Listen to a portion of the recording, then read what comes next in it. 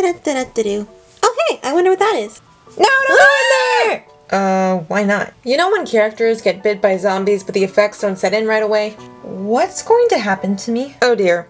Sit down. This'll take a while. On May 21st, 2018, I uploaded the video It's Okay to Like Things about my developed interest in a certain boy band. One of my conclusions was, maybe I won't care a year from now, but I embrace my present enthusiasm. Turns out, I forgot that embracing my present enthusiasm shouldn't include abandoning all critical thoughts, morals, and sense of self. My memory's not great, but I'll pick up from where I left off. After the BBMAs, I felt like a changed person, like something in my brain was different. That's how surreal it was to see them on TV. I decided I was proud to be an army and let the term define me. By the time school started, I had a jacket with their logo on it and invested a lot of time into them every day. My mom and I watched more of their TV appearances together. It was nice to be open about what I loved and to enjoy that thing with others. They were so unproblematic and entertaining, I started feeling convinced they were perfect people who would never disappoint me. Every now and then, there'd be a slip-up of some kind. It seemed to happen more and more frequently. There'd be a questionable collaboration or something, and I'd choose to ignore it. I was happy. I wasn't going to let call-out culture ruin my happiness, so I drowned everything out with their music. But that started to fail too. Idol felt off. I was actually disappointed in the lack of lyrical content, especially in the chorus, but that was the point! It was supposed to seem manufactured and fake to ironically meet Anti's expectations, right? The weird thing is how I enjoyed them for what I called good quality generic romantic pop music. Even if I couldn't relate to the lyrics, I liked the aesthetic anyway. And when they changed that, it didn't feel natural. Their albums are called Love Yourself and have a perceived narrative, but they never actually sang about self-love until the final installment. They're praised for having a message of self-love, with lyrics from Idol, Answer, Love Myself, and other recent songs as evidence, but they never really wrote about that for most of their career. In fact, they rarely spoke about it unless it came up in interviews. I decided that even if this message was manufactured for them by their company, however recently, it was still a good message, and they represented it, so I was okay with it. But I couldn't relate to the extent that armies thanked them for teaching them how to love themselves. I was slowly becoming insecure about them and felt guilty about it. So what if Yasushi Ekimoto wrote misogynistic lyrics? The song was cancelled. So what if Nicki Minaj defended her brother for his crimes against children? They probably didn't know. So what if they did a photo shoot at a... Okay, I definitely couldn't so what that one. I considered it a strike in a series of likely far more than 3 and decided to move on. They're humans, they make mistakes. I could never demonize them. I thought acknowledging these problematic things without attributing them to the members was critical thinking. It wasn't, and I didn't see that until it was too late. Around mid-October, I found Stray Kids. My first impression was that they were objectively better, but my gut reaction to that was, no, don't say that! You're loyal to that group! I felt bad for sneaking a stream and forgave myself by listening to Love Yourself Answer every day. I realized I had constructed a weird power dynamic between myself and my interest, so I started mentally backing away slowly before anything worse happened. Maybe I could become a casual fan of only their music, far enough to be unaffected by their actions, but Mono pulled me back in because it spoke to themes they didn't know I wanted to hear. Then JK pulled me further with GCF. I never admitted it, but I always viewed both of us as soft, strong heroes with a camera. I don't think I'd ever related to a celebrity more, and I didn't want to leave him. Then it happened. I don't remember the exact day, but one of the members was called out for wearing a controversial shirt. Oh, was it too accepting? That's so bad! Thus began frantically grasping at straws to save my peace of mind. Everyone was as frantic as I was. Nothing was certain, nothing helped, and everything hurt my brain. I was reaching a breaking point, and I was scared. I tried to ignore it. As big as this was, I tried to ignore it. The next day, when I came home from school, my mom was like, "Did you hear one of your Korean boys got in trouble for wearing the wrong shirt?" Yep, and I don't want to talk about it right now, bye! My heart dropped. Disappointing me is one thing, but disappointing my mother is a death sentence. I didn't know what to feel or think. That was the problem. I desperately wanted someone to tell me. My issue is that with a lot of discourse, to avoid conflict, I side with the most liberal, popular opinion because I want to have the right one. I'm reluctant to form opinions for myself, so I wasn't at all prepared for this. I decided to cancel the group until they apologized, but desperately hoped they would. Eventually, Big Hit released a statement that set me on the verge of a mental breakdown. They thoroughly explained and apologized for everything the group had been called out for lately, reassured everyone of their values, and promised to do better in the future. It calmed me in the moment, but afterward it was like my heart was getting torn in two. If it was exactly what I wanted to hear, then why did it feel like I was tricking myself into believing it? For what felt like the next hour, I started trying to think for myself! I'm not being dramatic, it was genuinely painful. But they apologized! But it wasn't from them! But if they're bad, then we're bad! It's okay to be wrong! It's okay to be wrong! Form your own opinion! It's okay to be wrong! Why can't I form my own opinion? But if we acknowledge this, we have to acknowledge everything else they never properly addressed. You mean everything we never properly addressed?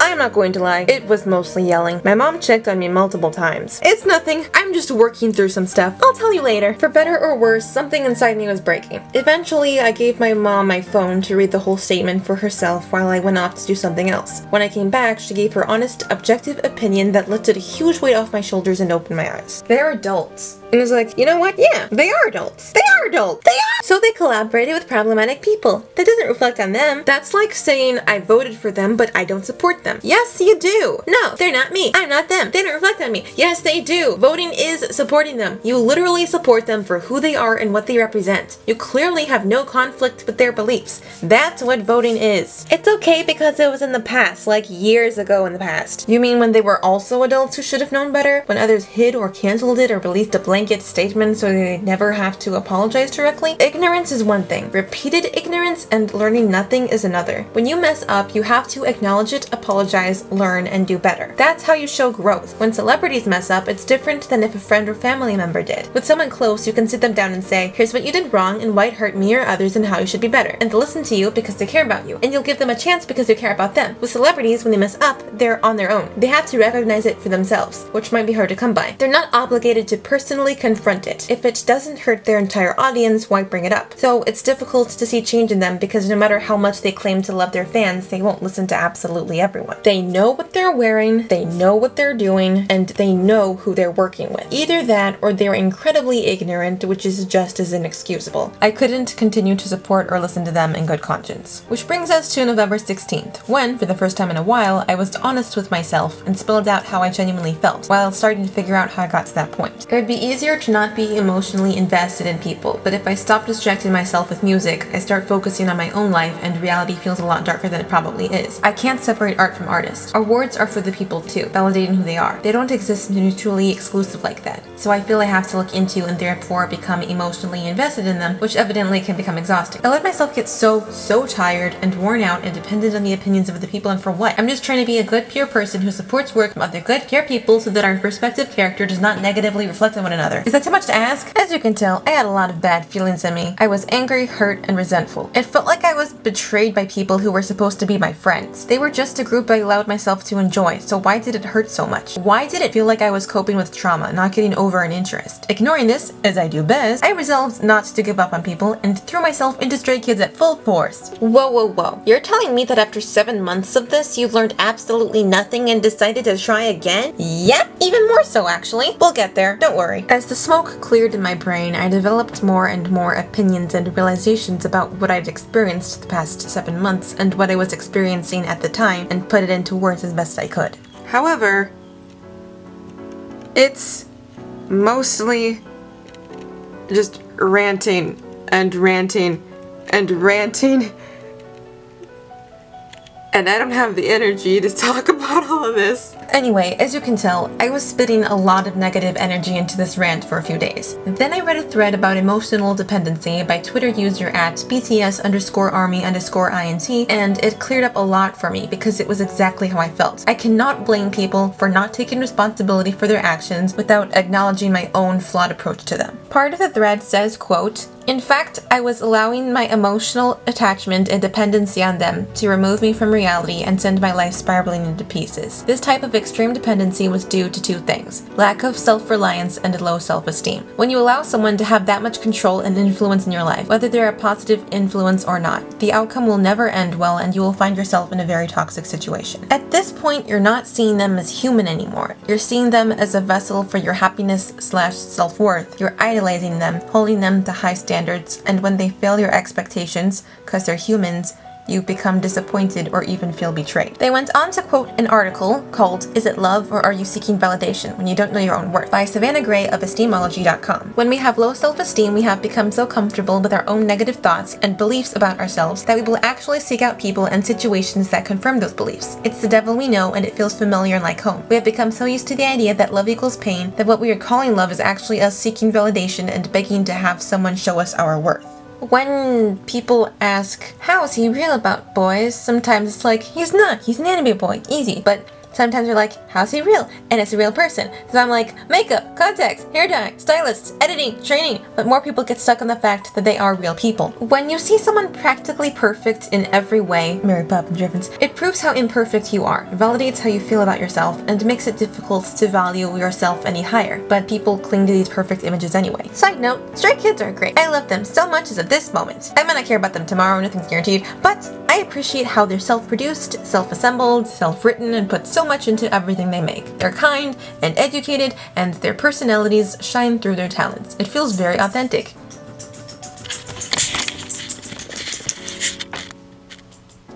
Ahem.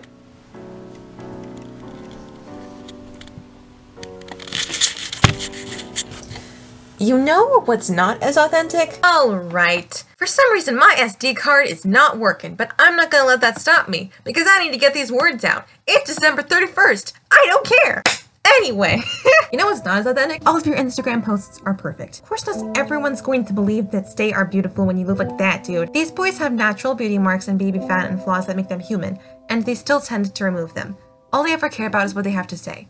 It's always nice to hear from them. That's also how I felt with Bangtan. Admittedly, their photography was often more candid. For me, my emotional dependency stemmed from social issues. It was difficult for me to make and keep friends for much of my life, and when I found someone who'd spend time with me, I was especially clingy to them. They felt like friends I could cling to without bothering anyone. They were there for me every day. I projected how much they cared for me so much that my jacket felt like a hug when I first attained it. We don't deserve them. They're precious angels. Oh my gosh, I love them. They love us so much. We don't deserve them. Blah, blah, blah. We don't deserve them. I read that so many times I started to believe it. For some reason, people think that others genuinely caring about them and giving them the best of themselves is undeserved. I was raised with the belief that Jesus died for the sins of all humankind. If I deserved that, no human's love is unwarranted, especially from a distance. I tried to remind myself of that every day. In a way, I did use them to validate negative beliefs about myself. No one else was there for me. I could only attempt to be as good a dancer as them or be as beautiful on the inside, and they were all I had. I repaid them for their unconditional love with loyalty. I listened to them and only them. I could hardly make it through other artist songs because all I could think was, I miss my friends. Weirdly enough, even though I thought of them as friends, I never called them by their real names because I wasn't on a first-name basis with them. I was self-aware to an extent. I told myself, wow, when I eventually have to leave them, it's going to hurt really bad. I knew it wasn't permanent, but I figured I had at least a year. I was wrong and it did hurt a lot, but I survived. Ironically, they prepared me to leave them by reminding me to love myself. Loving myself doesn't require anyone else's permission, including theirs, but it was mostly out of spite. I didn't want to interact with ARMY so I could keep my friends to myself, but I wound up performing some of their choreography at my school. The first time it was for myself because I wanted to be a hero, and Anpanman spoke to that exact desire. The second time it was because I felt pressured to. The third time it was because I craved attention from the audience. This was the sort of desperately using my interest to get validation from anyone. I practiced for a solid month just for a few seconds of applause from strangers. I'd have to go bigger or be more impressive each time. Even now I've been practicing the same difficult dance every day I can for a solid 2 months, and in the process have broken several pairs of shoes, pushed myself to the point I could hardly breathe just to try again, practiced after having been sick for weeks, resulting in being sore everywhere the next day, and probably hurt myself in more ways than I realized. It's somehow gotten worse when I got into Stray Kids because I started using them as a coping mechanism to get over BTS, and I thrived off any interaction from other stays on Twitter. My brain mistook interaction for friendship, and I felt less lonely by isolating myself as much as possible. My timeline was flooded with them because I followed over 100 people, and when it was hard to see anything else, I realized I was starting to let being a stay define me like I had started to let being an ARMY define me. It was too much. They were a backup plan to a backup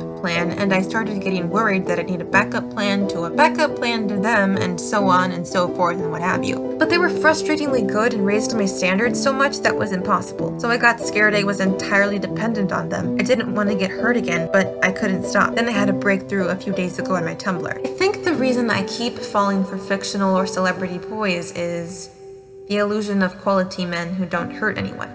And I can't seem to stop it. Human people will always disappoint me, but I never grasp or accept that because surely there's an unproblematic person out there somewhere, right? But no, I never see it right away, and the cycle perpetuates. It's fun to say, X is the queen/king of bare minimum, but I don't say that anymore because I don't even want to pretend to idolize people. I went so long, so much of my life without needing to do that, without caring about what strangers did and looked like every day and whatever, without listening to and hyperfixating on one artist at a time as if they're the only good quality music out there, which is just not true at all. They mess me up, they mess me up, they mess me up, they mess me up. I really let them mess up my entire perception of myself, which I had just started finding coherently, and I can't forgive myself for that. I'm so bitter now. I'm reeling. Why did this happen? It didn't need to. It'd be better off if I hadn't. I think it's great timing to find someone else just before needing to let go of the current person. But it's really a sign of a bigger problem, and I couldn't see that, and it's awful. Forget belonging to real people. I belong to God. That's it. I have to stop trying to fit in with people and to make friends over exactly one shared interest in being desperate for validation all the time. It's enough. I realized that if I wasn't careful, that's exactly what was going to happen with stray kids. They're going to disappoint me one day. They're humans, and although they seem cool, which they are and I love them, that's just a fact. So I started to distance myself from them. I have a tendency to invest all or nothing, but I'm changing that. I unfollowed maybe 100 people and kept the 20 or so mutuals I had made, so it feels like I really have friends. I watch their videos when I feel like it, not out of obligation to catch up. I make a point to look for other music and artists and enjoy them guilt-free. I changed my hero training music back to the My Hero Academia soundtrack and listened to their discography while doing something productive. I do sort of think of them as friends and use stage names, but I don't feel super close to them or assume I know anything. I don't care if I get a physical album or meet them one day. It doesn't fill me up when they say they love Stay because I don't fully align myself with that concept. The name implies a promise I'm not obligated to make. Choose appreciate more than love. I'm being honest with myself and looking at them critically. It's great that they're educated on racial slurs, but they need to stop using Ave in their English raps and stop altering their appearances so much on Instagram and get enough sleep, and IMU wasn't as strong as your other albums. I don't put them on a pedestal. They're in my life,